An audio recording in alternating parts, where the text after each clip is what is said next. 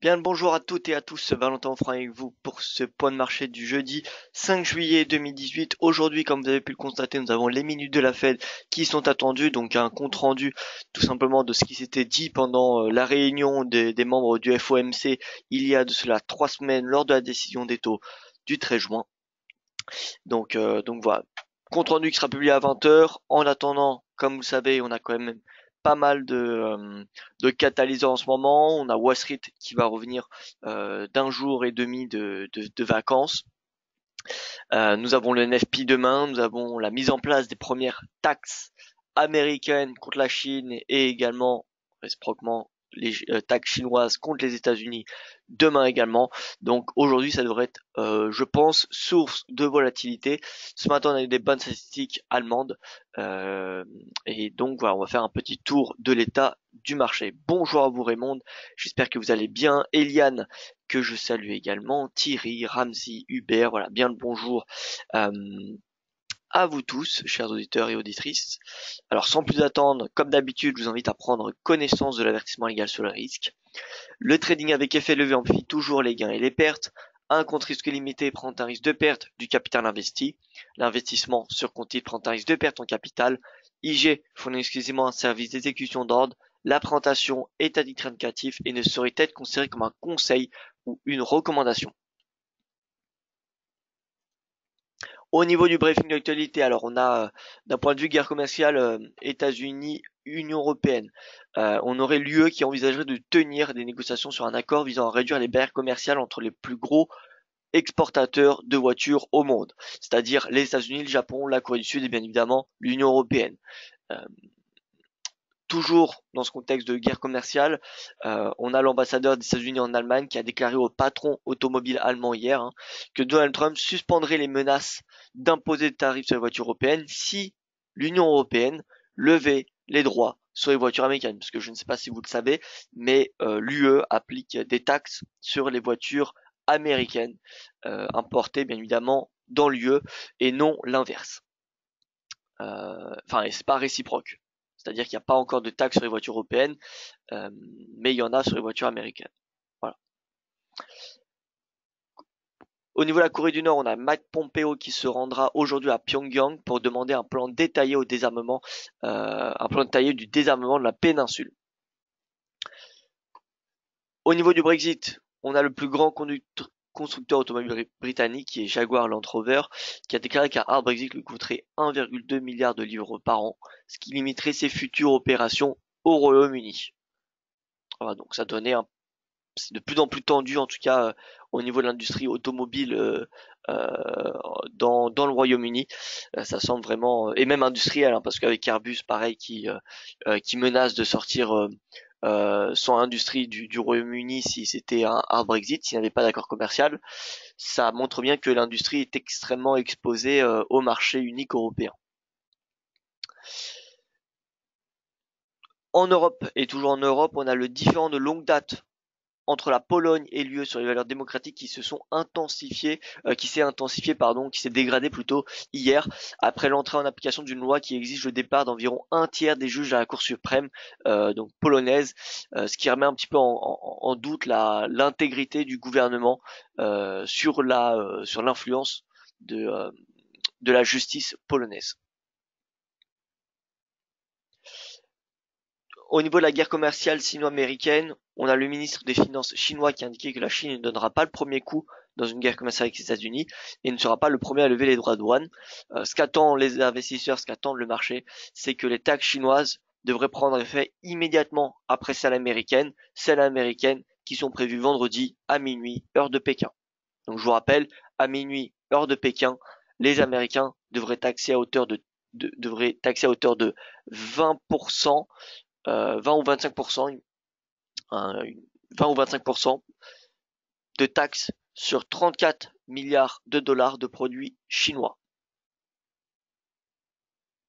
Et donc, réciproquement, la Chine ferait de même. Et enfin, pour ceux qui sont sur Twitter, je ne sais pas si vous l'avez vu hier soir, nous avons eu le droit à un petit tweet de Donald Trump aux alentours de 22h30, 23h, indiquant que les prix du pétrole sont, que l'OPEP manipule les prix et qu'il invite le cartel à réduire immédiatement les prix, tout simplement. Voilà, donc c'était un long tweet, mais c'était assez comment dire dynamique, et donc ce qui a fait baisser les cours de pétrole ce qui fait baisser les cours de pétrole depuis hier, tout simplement. Alors, l'industrie anglaise, surtout la partie automobile, appartient à 80% aux constructeurs allemands et les 20% restants de l'industrie indienne ou chinoise. Alors, j'ai pas les chiffres, je n'ai pas du tout les chiffres en tête. Si vous le dites, eh bien écoutez, ça doit être dans ces horizons. C'est vrai qu'il y a beaucoup d'usines allemandes au Royaume-Uni. Il y a BMW, il y a notamment Mercedes. Il me semble qu'il y a le groupe Volkswagen qui sont également présents en termes des usines, hein, bien évidemment. Mais c'est vrai qu'il y a quand même pas mal d'usines, hein.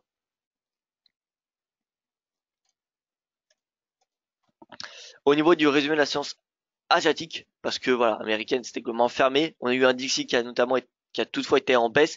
Pourquoi il était en baisse? Tout simplement parce qu'on a la BCE. Alors j'ai pas marqué ici. On a certains membres de la BCE qui ont indiqué qu'une hausse des taux fin 2019 serait trop tardif. Donc la spéculation sur une hausse des taux pour l'été prochain a grimpé. Elle est passée de 60% de probabilité à 81 pour l'été prochain. Donc ce qui a tiré l'euro vers le haut et donc fait pression sur le dollar. Le rendement du 10 ans c'est quant à lui stabilisé. Ce matin on a le yen qui est en baisse, le yen en baisse, l'or en hausse, le Nikkei, le Hang Seng dans le rouge. Donc on a plutôt un climat d'aversion pour le risque qui domine avec eh bien le Japon et le Hang Seng qui poursuivent leurs pertes, hein. Ça fait depuis le début de la semaine qu'ils sont en baisse. Et donc au niveau du calendrier macroéconomique, on peut voir à 8 h on a eu les commandes aux usines allemandes sorties à 4,4% sur un rythme annuel, ce qui est excellent. 9h15, donc d'ici 5 minutes, nous aurons l'IPC, l'inflation suisse attendue en légère accélération à 1,1%. L'indice PMI de la construction et du commerce de détail allemand attendu à 9h30 et 10h10 respectivement. Un discours de Mark Carney à Newcastle à midi. Et enfin, surtout, le compte rendu de la réunion de la politique monétaire de la Fed, les stocks de pétrole à 17h, et voilà. Donc on a quand même quelques statistiques assez importantes tout au long de la journée, dont surtout ce soir à 20h, dans lequel nous attendons bien évidemment des précisions sur ce qui s'est dit parmi les membres du FOMC, ce qui permettra de savoir quels membres ont changé d'avis, ont relevé leurs prévisions à la hausse. Depuis la fin des années 1980, de nombreuses marques de voitures ont été acquises par des sociétés étrangères, BMW avec Mini et Rolls-Royce, le chinois SAIC Motor avec MG, l'indien Tata Motor avec Jaguar et Land Rover, et Volkswagen avec Bentley. Les deux seules industries 100% anglaises et celles qui tournent autour du pétrole et de l'armement. Trump est une marionnette et le marché est sa marionnette. Alors oui, exactement. Alors Thierry, je vois que vous avez l'air très informé sur l'industrie automobile britannique. Mais écoutez, tant mieux. J'apprends des choses, enfin pas sur les fusions parce que ça je les connaissais, mais voilà, sur la proportion en tout cas c'est très intéressant. Et oui, hein, Trump est un communicant et il aime communiquer sur Twitter, hein. Voilà, tout ce qui se dit, enfin tout ce qui se dit, tout ce qu'il a envie de le dire, il le dit sur Twitter. C'est pour ça que le marché est assez volatile et qu'il nous offre quand même un assez beau spectacle, je trouve, sur les marchés financiers. Bref. On commence avec l'euro. Est-ce que vous en qu'on est sur l'euro? On a le dépassement des 1,1680 ce matin. Vous voyez, on a la bougie haussière en 1 heure, juste avant l'ouverture des marchés européens, au-dessus des 1,1680 qui faisait office de résistance depuis le début de la semaine. Voilà, on teste les 1,1710. 1,1710 c'est la prochaine résistance, majeure. Et voilà, si on a un franchissement d'un 1,1710, on aura une hausse potentielle jusqu'à 1,1850. Le GBP toujours un peu plus ou moins sous pression. toujours plus ou moins sous pression. Néanmoins, on a un RSI qui s'améliore. Alors vous voyez que j'ai changé un petit peu mon template des indicateurs. J'ai essayé de faire ça un petit peu plus clair. J'ai déjà au niveau du RSI, vous voyez que j'ai inversé les couleurs. J'ai pas mis en rouge lorsque c'était en surachat et en vert lorsque c'était en survente. Trop de personnes, je trouve, ont tendance à penser que parce que le RSI arrive en survente, le prix va rebondir. Non. Dès qu'il est en survente, le momentum accélère. Si vous regardez, on va faire un webinaire éducatif à ce sujet, parce que c'est vrai qu'il est, quand je regarde sur Internet, il n'est pas beaucoup discuté, hein. Mais regardez ici, le RSI qui clôture dans sa zone de survente, qu'est-ce qu'on a? On a un momentum qui accélère. On a un momentum qui est encore extrêmement baissier. Enfin, on a un prix qui est extrêmement baissier, pardon, alors que le momentum, vous voyez, n'évolue pas vraiment à la baisse. Ici, c'est pareil. C'est pareil. RSI qui clôture dans sa zone de surachat. Qu'est-ce que nous avons? On a le prix qui continue d'augmenter. Donc voilà, c'est pas parce que le RSI arrive dans une zone de survente, enfin survente ou surachat, qu'on aura un inversement de la tendance. Je rappelle que le prix a un peu de latence en théorie sur le momentum. Et donc c'est pas parce que le momentum pique, c'est pas parce que le momentum atteint une résistance qu'on va avoir automatiquement un repli du prix. Généralement, il se fait un peu plus tard et c'est pour ça que ça crée des divergences. Vous voyez, là on a un excès de momentum, le momentum qui baisse, mais le prix qui continue d'augmenter. Et là on a la divergence.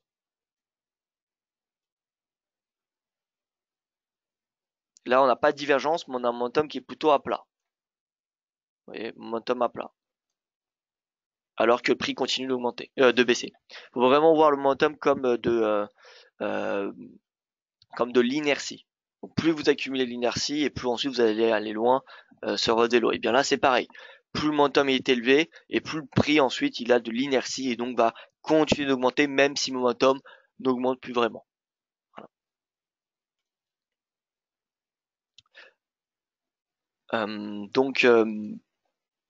Donc voilà, c'est pour ça que j'ai changé ce code couleur. Euh, J'espère que ça sera un peu plus clair et comme vous pouvez remarquer, j'ai ajouté canal de Longchamp, donc en fait j'en ai mis trois avec trois différentes largeurs. Celui à 20 jours, celui à 60 jours qui est un trimestre, et celui à 260 jours qui est une année. Donc comme ça on a, parce qu'on a des seuils psychologiques qui sont importants, les chiffres ronds, mais également les plus bas, plus hauts, sommets creux du mois, du trimestre et de l'année. Ça c'est des chiffres, enfin c'est des seuils importants. Et donc là on a quand même, ça nous permet d'avoir des seuils relativement intéressants à surveiller. Donc au niveau du GBP USD, on voit qu'on a un prix qui est en légère hausse, mais surtout le momentum. Toutefois, le momentum, il reste bearish, il reste sous 50. Vous voyez que j'ai mis un petit remplissage également. Et donc, dès qu'on aura un récit haussier, ça permettra de réconforter, d'avoir un petit peu plus de confiance en ce rebond, parce qu'on ne sait pas encore si on a fait le point bas. Vous voyez, une divergence, c'est ça un petit peu le problème d'une divergence, c'est qu'on ne sait pas trop vraiment lorsqu'on a fait le point bas. Là, on avait une divergence, on avait un point de plus en plus bas. Donc, il y en a, ils auraient pu se dire, bon, on passe à l'achat étant donné qu'on a la divergence. Eh bien non, parce que vous voyez le prix. Ensuite, la divergence est accentuée. On a eu un récit qui a continué d'augmenter et un prix qui a continué de baisser. On a eu un nouveau plus bas. Donc, voilà, c'est pour ça que moi, personnellement, j'attends que le RSI franchisse 50 parce que dès qu'on a un RSI qui passe bullish, eh bien, on a plus de chances que le prix saute à la hausse. Encore une fois, voyez cela comme de l'inertie. Donc pas de stratégie acheteuse sur le GBP USD tant que le RSI n'a pas franchi n'a pas franchi 50 et que le prix n'a pas dépassé son récent sommet. Son récent sommet, vous voyez, c'est les 1,3313. 1,3313, c'est le premier sommet à surveiller. L'euro GBP, particulièrement intéressant, on a eu la clôture sur la moyenne mobile de 100 jours, mais ce matin on a la réintégration ensuite, voilà, au propos des membres de la BCE hier qui n'ont pas été pricés par tous les membres du marché, non pas par Wall Street également, donc voilà, faudra être prudent. Faudra être prudent, mais on voit que pour le moment le prix est toujours en dessous du canal. Euh, Est-ce que l'euro GBP est intéressant? Alors c'est ce que je pense, ce que je pensais plutôt depuis la semaine dernière. Maintenant je vois que le dollar, je pense que le dollar va de plus en plus s'orienter à la baisse. Donc au lieu d'acheter l'euro, ils vendent la livre sterling, puisque la livre sterling devrait profiter de la baisse du dollar, l'euro-dollar et le GBP-USD devraient être deux paires potentiellement plus intéressantes. D'ailleurs, vous voyez que l'euro-dollar teste ce matin le RSI à 50. Il manque plus que le cours clôture au-dessus des 1,1710 pour avoir un signal haussier jusqu'à 1,1850. Donc là, l'euro-dollar, il a surveillé de très près. La clôture de ce soir sera très importante. Et je vous rappelle, ce soir, on a une minute de la Fed, donc ne nous précipitons pas, n'anticipons pas le franchissement de ces résistances parce que on pourrait avoir l'inverse du chandelier qu'on voit actuellement après les minutes de la Fed. Alors bonjour à vous Stéphane, j'espère que vous allez bien. Hubert qui nous dit Trump peut s'enrichir en délit d'initié, il lui suffit d'acheter et vendre un marché et de faire un tout. C'est vrai, j'y pense souvent, hein, Hubert, pour être honnête avec vous. Maintenant, bon, je pense que c'est extrêmement surveillé, donc voilà. Mais en tout cas, oui, ça me semble possible. Personnellement, je me pose la question si j'étais président et si j'agirais comme Trump, honnêtement, ça serait tentant quand même. Edgy, les zones vertes et roses sur votre graphique correspondent à quel indicateur? Alors ça, c'est l'indicateur RSI. J'ai simplement changé le remplissage. Pro Real Time vous permet de vraiment paramétrer presque comme vous voulez votre plateforme. Donc vous voyez, j'ai mis le remplissage, donc voilà, 50. Donc si le RSI est au-dessus de 50, en vert clair. S'il est en dessous de 50, en rouge clair. Et ensuite les zones d'excès. S'il est au-dessus de 70, vert foncé, parce qu'on a beaucoup d'inertie haussier, beaucoup de momentum haussier. Et si c'est en dessous de 30, on a beaucoup de momentum baissier et donc de l'inertie. Donc voilà. Et c'est pas vert. Voilà, j'ai inversé les couleurs parce que par défaut on a ces couleurs. On a souvent vert lorsque l'RSI est sous 30 et rouge lorsqu'il est au-dessus de 70. Mais ça, personnellement, je ne suis pas d'accord dans le sens que c'est pas parce qu'on a un RSI qui arrive dans une zone d'excès qu'on va avoir un retournement. Bien au contraire. Bien au contraire. Alors oui, on peut s'attendre dans le futur proche à un retournement, mais c'est pas parce qu'il rentre dans une zone d'excès qu'on va avoir le retournement. C'est pas un signal vendeur que le RSI franchisse 70. Alors, feras-tu un live spécial fête ce soir? Alors non, hein, je ne ferai pas de live spécial fête, c'est juste un communiqué. Donc non, il y aura pas de live spécial.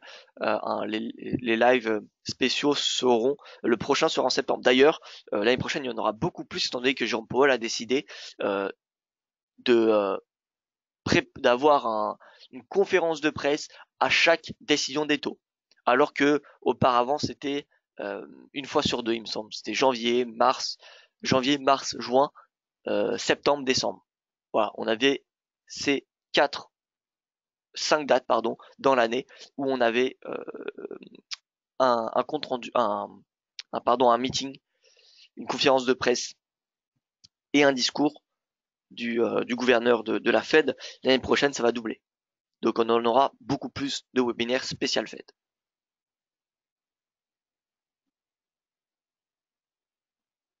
Alors beaucoup de questions ce matin, excusez-moi, je prends un peu de temps, mais bon, ça fait plaisir de répondre. En plus, elles sont extrêmement intéressantes ces questions.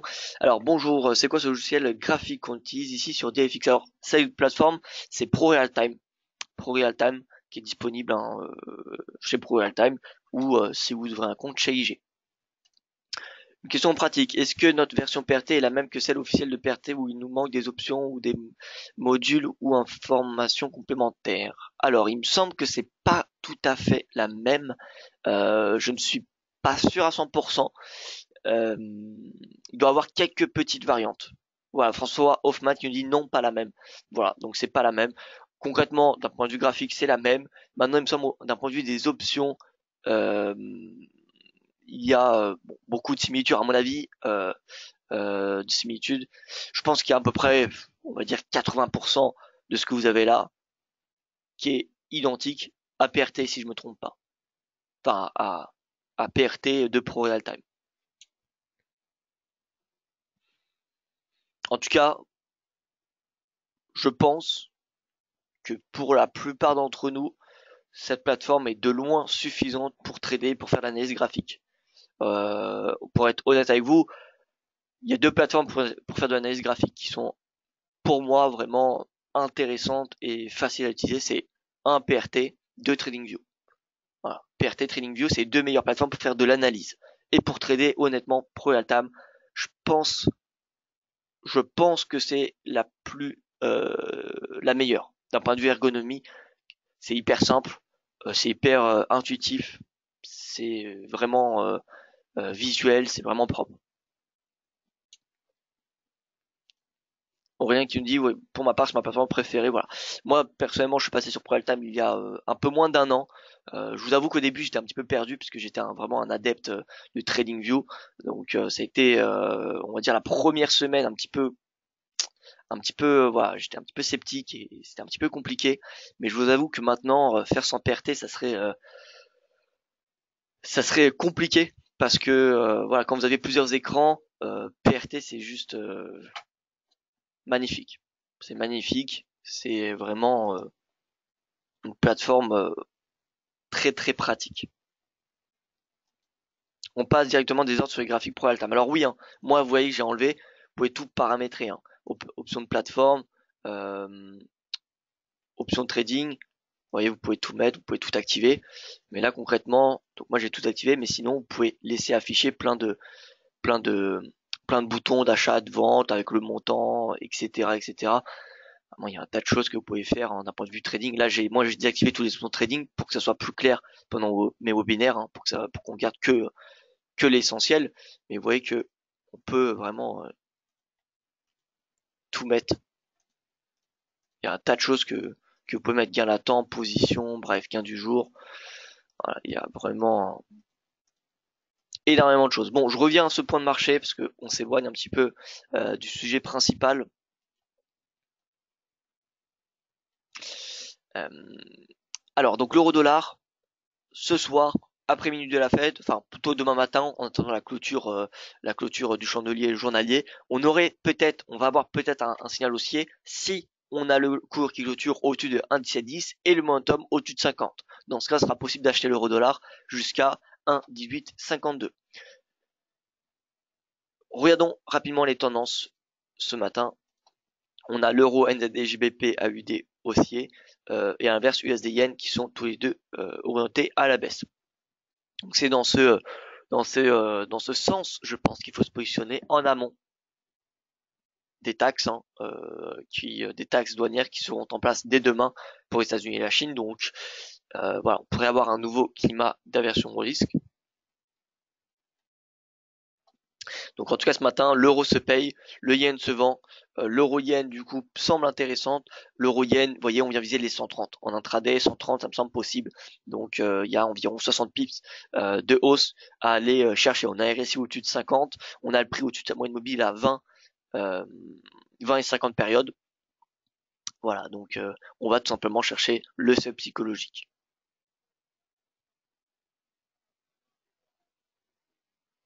On va chercher le seuil psychologique. Du coup, donc l'euro dollar c'est pareil, c'est haussier. Toutefois, on n'a pas encore le signal bullish. La UD yen, ça consolide. Hein, vous voyez, ça fait maintenant 2 semaines, hein, 2 semaines qu'on a une consolidation, entre 82 pour faire large. Vous voyez, environ 82 et 81. Donc stratégie vente à 82, achat à 81. Après ces taxes qui seront effectives demain, ces taxes américaines et chinoises, ce n'est pas pour autant que le marché aura intégralement intégré au prix les tensions commerciales. On va potentiellement avoir une poursuite de la dégradation des relations. Donc, voilà, c'est pas parce que la UD consolide depuis 2 semaines qu'on a fait le point bas. D'ailleurs, si vous regardez un petit peu le graphique journalier ou même de plus long terme, clairement, c'est baissier. Hein. C'est baissier. Je vais vous mettre sur de l'hebdo. Et voyons en hebdo, on a quand même une belle, un beau retournement après avoir touché la moyenne mobile à 200 semaines. On a une belle divergence baissière qu'on peut constater. Voilà, ici. Clôture sous 50 et depuis c'est à la baisse. Le RSI qui est sous 50, donc sur du long terme, le momentum est baissier. Le prix est en dessous de ses moyennes mobiles à 20, 50, 100 et 200 semaines. Donc c'est vraiment baissier. Par contre, vous pouvez voir que à court terme, là les 80, c'est le plus bas des 20 dernières semaines et des 60 dernières semaines.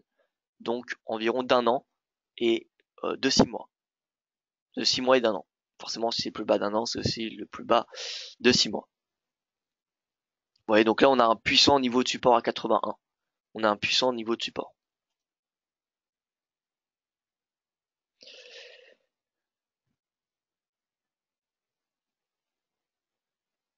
Vous savez pourquoi le DAX a pris une belle montée à 9 heures. Alors, pourquoi il a pris une belle montée à 9 heures? Alors, on va passer sur le DAX dans un petit instant. Ça va me laisser le temps d'y réfléchir. L'euro CHF, donc c'est bullish.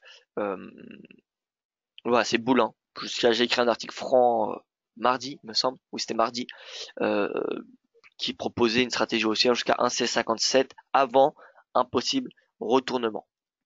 L'USDK neutre, l'USD-CHF neutre, l'USD Yen neutre. Vous voyez que le restant des paires en dollars sont globalement inchangés par rapport à ce qu'on a connu, ce qu'on connaissait hier matin. Voilà, donc en clair ce matin, stratégie donc euro-yen, euro-yen achat. Notre stratégie en début de semaine, vente à UD-yen, a été bonne. Hein. Elle a été, enfin, le scénario a été complété. Hein. Je vous rappelle, c'était vente à 82, vente à 82, étant donné que le cours est dans un range.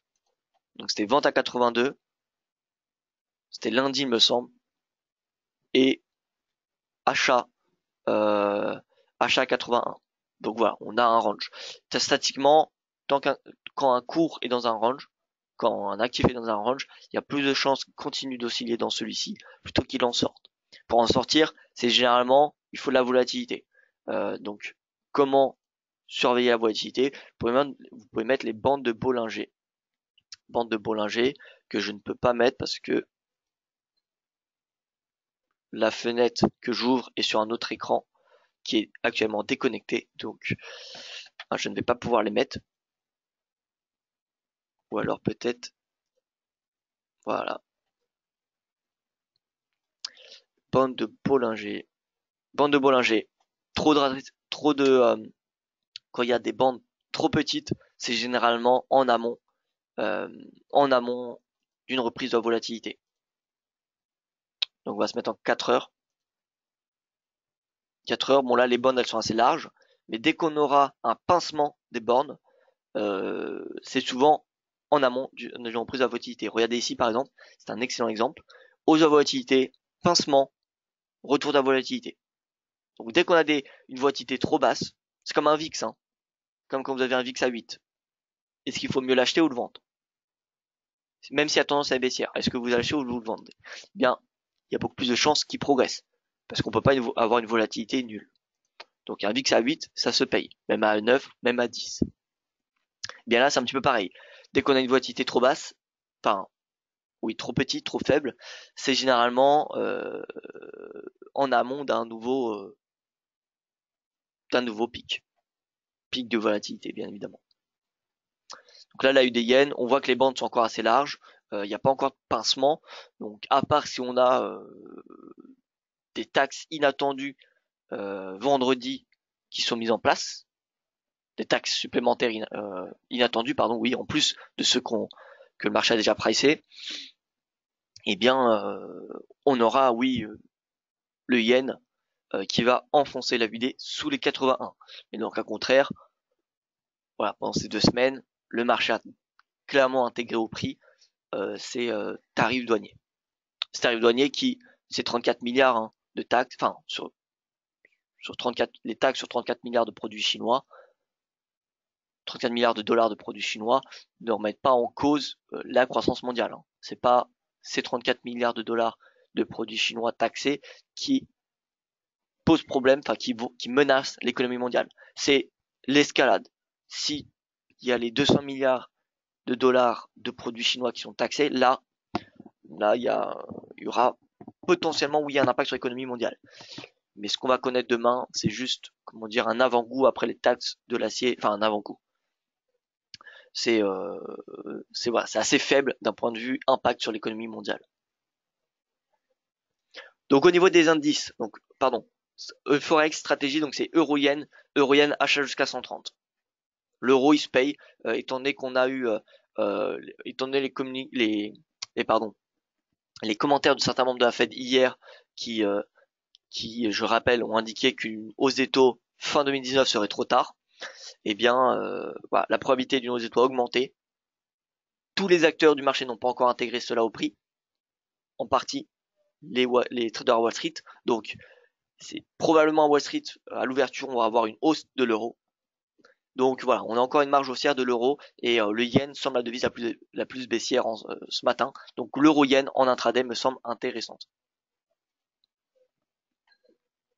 Et l'euro-dollar en scalp vraiment pour viser les indices à 10. Alors au niveau des indices, donc j'avais une question, pourquoi le DAX Alors, vous savez pourquoi le DAX a pris une belle montée à 9 heures. Donc ouverture du marché européen, 9 heures. Or 9 heures, c'est simplement l'ouverture des marchés. L'ouverture des marchés, alors ça doit être à mon avis, ça doit être dû au commentaire qui a été, qui a été fait par l'ambassadeur américain en Allemagne. Je rappelle, a indiqué que les États-Unis ne mettraient pas en place les taxes sur les voitures européennes si l'Union européenne abandonnait ses taxes sur les voitures américaines. Donc ça doit être l'un des facteurs. Le second facteur, le fait que l'UE envisagerait de négocier avec les plus gros exportateurs au monde de voitures. Donc je rappelle, c'est la Corée du Sud, le Japon, les États-Unis et l'Union européenne, bien évidemment, et bien de mettre en place des tarifs douaniers équivalents pour pas créer de tensions quelconques. Voilà, donc à mon avis, c'est ça qui soutient le CAC. Le CAC, les indices européens, sinon je ne vois pas trop ce qui viendrait justifier cette hausse. Parce que l'euro est en hausse, le pétrole est en baisse, et les rendements obligataires, les rendements obligataires sont en hausse. Donc ça veut dire un marché obligataire vendu. Donc il n'y a que le marché obligataire qui vient soutenir concrètement les marchés actions ce matin. Et en plus de cela, on a l'Asie qui a clôturé dans le rouge. Donc voilà, pour moi, la hausse, elle est due, elle est due à cette, à ce, comment dire, à ces commentaires qui laissent à penser qu'on aura un accord commercial. Il n'y en aura pas forcément un, mais en tout cas, ça donne des bonnes perspectives, en tout cas des meilleures que ce qu'on avait auparavant. Donc forcément, le marché réagit. Vous savez que le marché est toujours dans la spéculation. Point pivot, on est déjà au R3. On est déjà au R3, on est un plus, alors, déjà au R3 et on est, je pense, à un plus haut. Non, on n'est pas en plus haut des 20 jours. Donc, en horaire, on est au R3, donc c'est beaucoup. Là, on est potentiellement dans une zone d'excès. Encore une fois, c'est pas parce qu'il y a une zone d'excès qu'on va avoir forcément un pullback. Mais donc en 15 minutes, honnêtement, moi je ne sortirai pas des bornes intraday. Des bornes, pardon, de la veille. Donc c'est-à-dire les 1200, les 12 450, pardon, de la veille. Plus haut, plus bas de la semaine, excusez-moi. Donc 12 450, 12 430, bon, moi c'est une résistance qui me semble intéressante à shorter. À shorter en amont des taxes, je trouve que le risque est beaucoup plus baissier sur les marchés actions qu'haussier. Surtout que, je vous rappelle que l'Asie a clôturé dans le rouge, on a une hausse de l'euro, on a une baisse du pétrole. Voilà, on n'a que le marché obligataire qui vient concrètement soutenir le marché. Ce qu'on a eu ce matin, là, ce qu'on a eu à l'ouverture, pour moi, c'est simplement le fait que le marché a pricé, a intégré, ça y est, les commentaires de l'ambassadeur américain aux États-Unis et de la volonté de l'UE de mettre en place un accord mondial sur sur les exportations de voitures. Donc voilà, prudence parce que je pense que ça serait un risque de payer le DAX jusqu'à 12 500. Et vous voyez que voilà, on a une belle bougie baissière. Donc attendons, je pense, la meilleure chose à faire, c'est d'attendre que la première demi-heure passe. Quand on a une force volatilité comme celle-là, faut attendre que la première demi-heure, la première heure passe, et ensuite c'est simplement trader. On va trader dans les bornes. Étonné que le cours a ouvert au-dessus de son point pivot, le potentiel est plutôt, je pense, haussier. Donc voilà, R3, R2, R1, ça c'est des niveaux de support qui sont avisés. Ça peut shorter maintenant hein, pour viser R3, R2, R1. Et voilà. Voilà, tout simplement. Donc pour moi le CAC là, les points actuels, c'est des excellents niveaux de prix de vente, hein. On est un plus haut de la semaine. Honnêtement, c'est un bon prix de vente.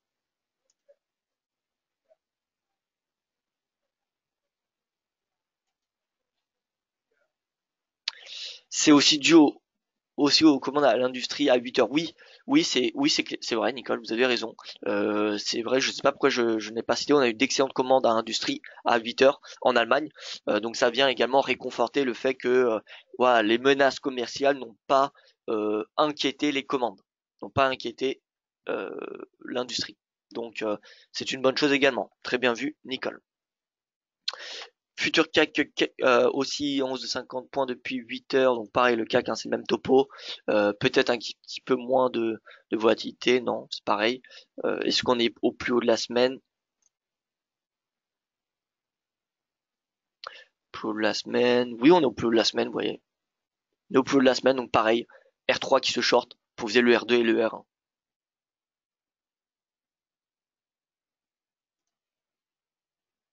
En 5 minutes.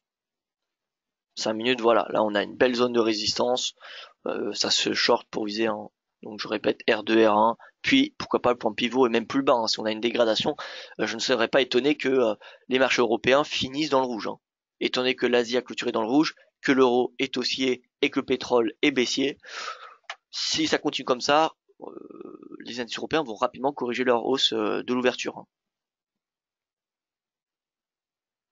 Voilà, donc j'ai plutôt une perspective baissière sur les indices européens depuis les prix actuels.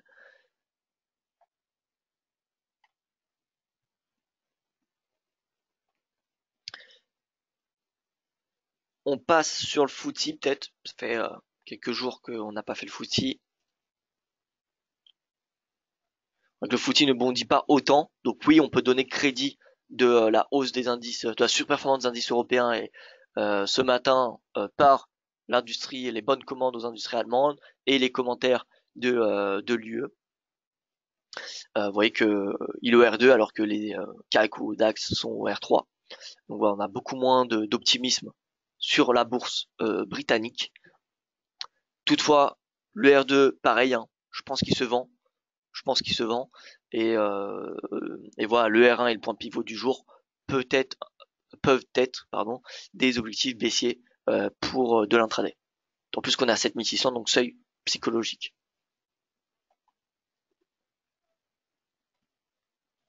Au niveau des commodities, l'or qui alors a bondi, a assez bien progressé. Néanmoins, on a un petit retracement, vous voyez, ce matin. Voilà, je pense que le cours va consolider à 1250 avant la Fed et avant le NFP. Les deux plus gros d'un point de vue macroéconomique.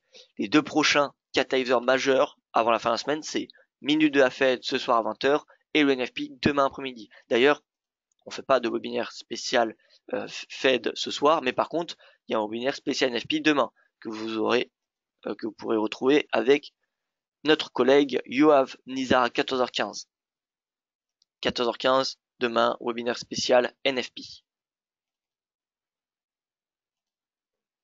Donc voilà, pour moi, l'or, il va consolider au moins jusqu'à ce soir, au moins jusqu'aux minutes de la Fed, à part si on a encore une fois un tweet inattendu de Trump. Et donc voilà, 1950, pour moi, c'est un point aimant. C'est un point aimant qui peut être visé en intraday, à court terme. Donc là, ça peut shorter l'or jusqu'à 1250 $. Pour le pétrole, alors pétrole, on a une baisse, hein, comme vous en doutez après le tweet de Trump.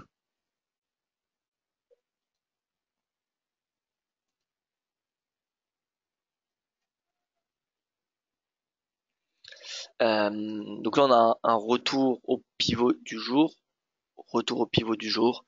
Euh, les incertitudes pèsent autant, que ce soit en Libye, que ce soit en Libye, que ce soit au Canada ou au Venezuela. On a un doute pardon sur l'offre mondiale malgré la hausse de la production qui va venir de la Russie et de l'Arabie Saoudite. Donc pour moi la tendance est clairement haussière, que ce soit technique ou fondamentale. D'un point de vue technique ou fondamental, c'est haussier Et je pense que du coup, hein, le brut ou le Brent, voilà, faut viser les seuils psychologiques, les récents sommets pour le Brent. Donc dans un premier temps, 80 $ pour le Brent, pour le brut, qui est déjà au-dessus de ses anciens sommets, vous voyez. Eh bien c'est 75 qui est la prochaine résistance majeure. Vous voyez, là la grosse bande rouge, c'est plus haut de l'année. Vous pouvez voir que depuis, on va dire, depuis novembre 2017, le pétrole est quasiment, on va dire, tous les mois en train d'inscrire des plus hauts de l'année.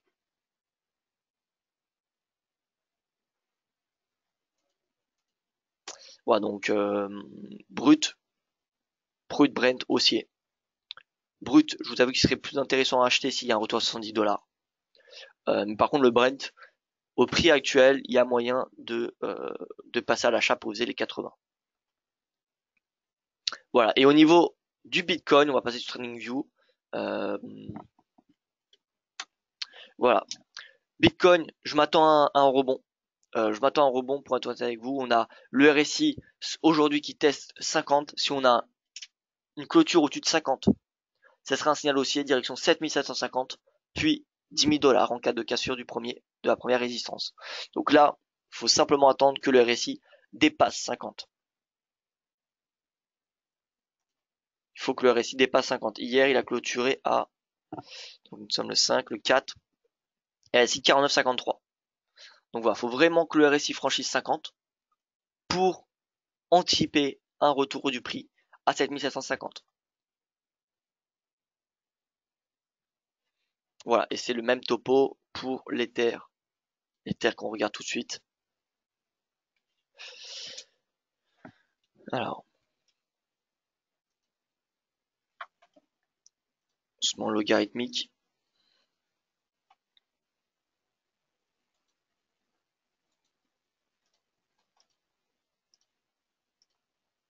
Voilà, plus haut de 20 jours, 548. C'est cette résistance qu'il faudra très probablement aller chercher. Donc, déjà, on va mettre ce seuil. On va mettre celui-ci.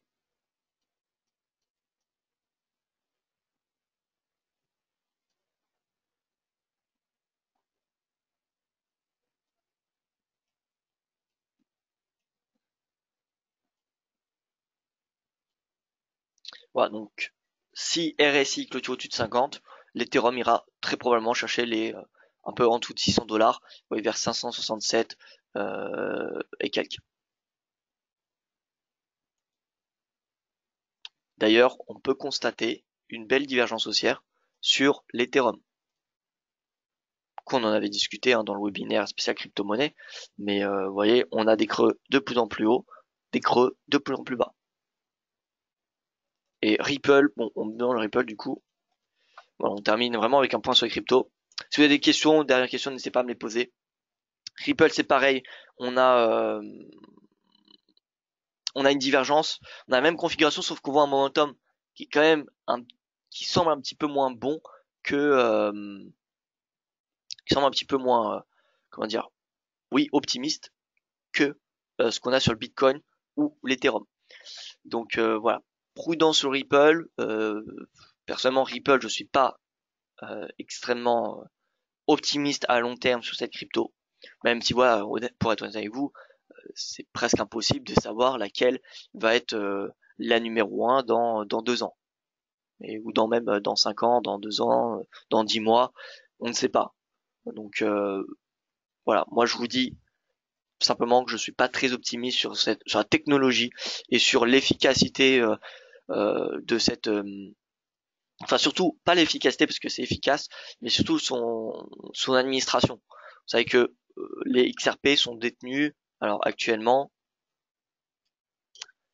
XRP donc en circulation 40 milliards, total supply on va dire 100, 99,99. Ça veut dire qu'en circulation il y en a 40, mais qu'il y en a 100 de créés. Donc ça veut dire que il y a 60% qui sont détenus par l'entreprise, qui ne sont pas en circulation, donc qui sont détenus par l'entreprise. Donc en fait, l'entreprise peut faire ce qu'elle veut. C'est comme une entreprise. Hein, vous êtes un investisseur, vous avez 60% de l'entreprise. Concrètement, les autres investisseurs n'ont pas leur mot à dire, ou en tout cas, s'ils disent leur mot, vous n'avez pas besoin de leur opinion pour diriger votre entreprise. Et bien là, c'est pareil. Ripple, concrètement, c'est une devise qui a un risque de manipulation extrêmement élevé.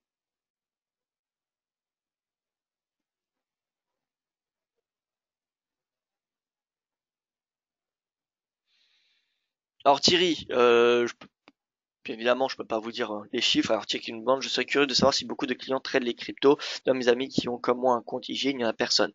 Alors, bien évidemment, Thierry, vous en doutez bien que je peux pas vous dire le nombre de personnes, mais oui, il y en a, je vous rassure. Hein.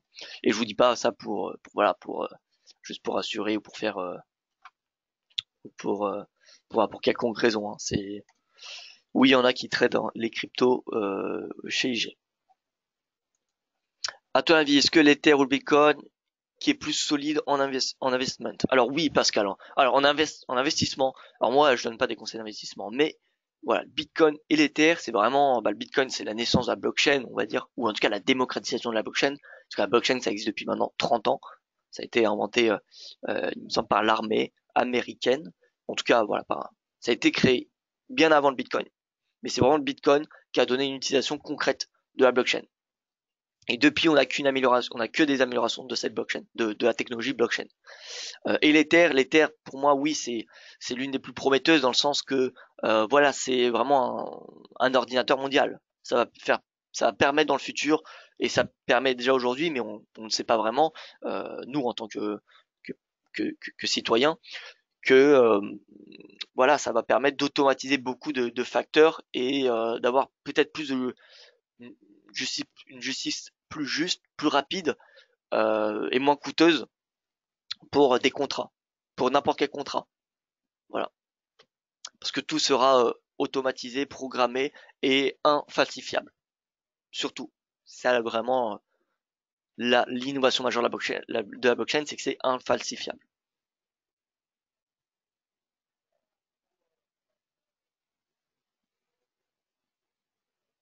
Quel est l'intitulé du libellé pour la part détenue par l'entreprise? Alors, je suppose que c'est pour le XRP. Alors, excusez-moi, hop, voilà. Alors, je suppose que c'est pour le XRP. Eh bien, vous allez simplement aller sur CoinMarketCap, Total Supply. Donc ça, c'est l'offre, supply, offre en circulation. Et là, vous faites simplement une division, un ratio. Par exemple, pour le Bitcoin, max supply, ça veut pas dire, total supply, c'est-à-dire l'offre maximum, et en circulation. Et on sait que le Bitcoin, enfin, dans la blockchain, il y a une création de Bitcoin tout le temps. Tout le temps jusqu'en 2100 et quelques, il me semble.